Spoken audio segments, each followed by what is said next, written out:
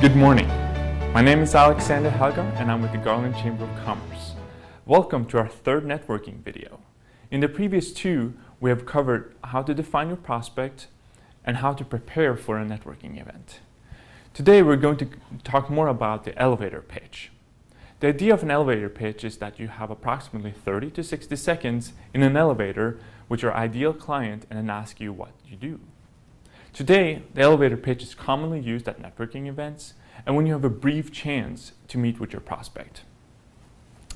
A good elevator pitch will leave the audience wanting to know more about you and your company. Therefore, it's important that you're not trying to sell your product during the elevator pitch. That's actually for another time. What you're trying to sell is a follow-up meeting or for the listener to understand exactly whom you should talk to. At the end of a good elevator pitch, they should know exactly what your company is about and what it can do for them. There are several key parts to an elevator pitch. The first part is an introduction of who you are and what company you work for. Instead of just telling them your title, you should briefly talk about what you do.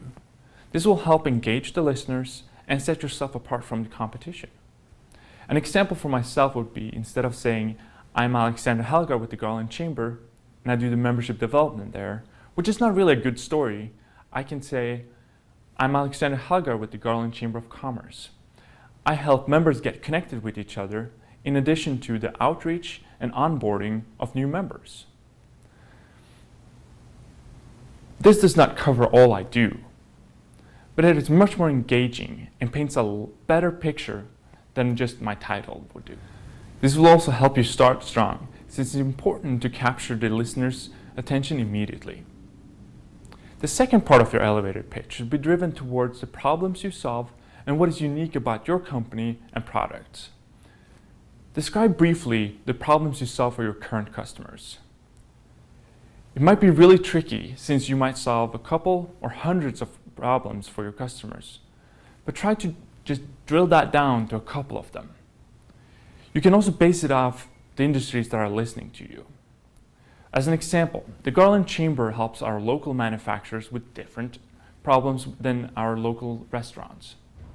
Some problems they have in common, like for example workforce, but our local manufacturers are more interested in the advocacy and the benchmarking part, whereas our local restaurants really need help with their marketing.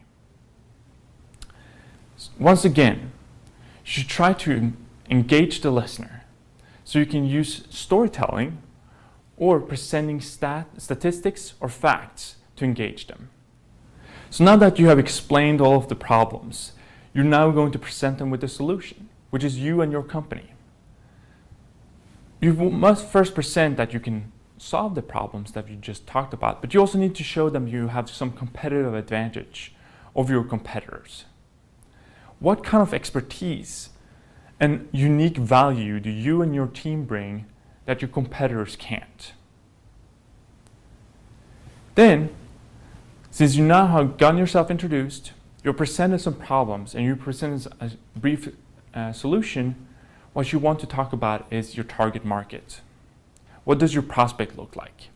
This is something we discussed in our first networking video, so I encourage you to go back and revisit that one and make sure you have defined your prospects properly.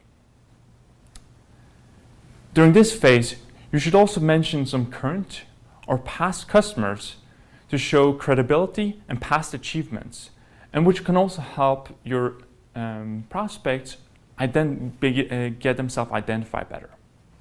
You should end your speech with your company name again.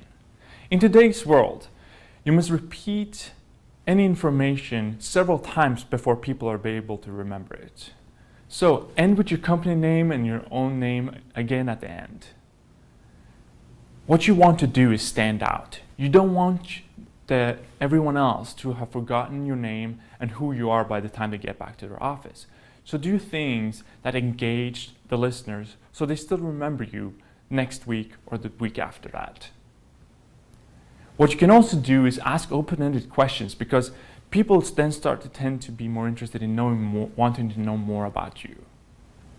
That's it for today.